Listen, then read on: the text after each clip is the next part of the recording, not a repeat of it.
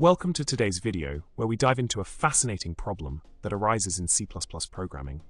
The problem at hand involves a seemingly innocent piece of code that is accepted by GCC and Clang, but rejected by the latest Visual Studio 2022 v17.10. The error message thrown by MSVC raises eyebrows as it claims an attempt to reference a deleted function, specifically s, and and. Quite the conundrum, isn't it?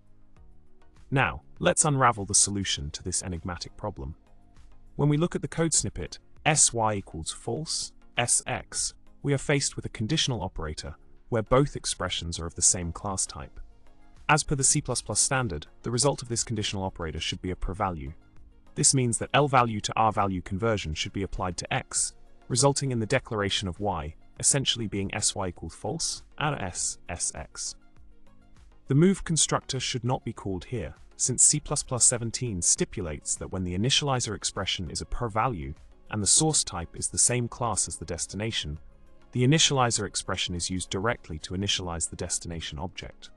Hence, the move constructor remains uninvoked and temporary materialization is avoided. In summary, MSVC deviates from the correct behavior exhibited by GCC and Clang in this scenario.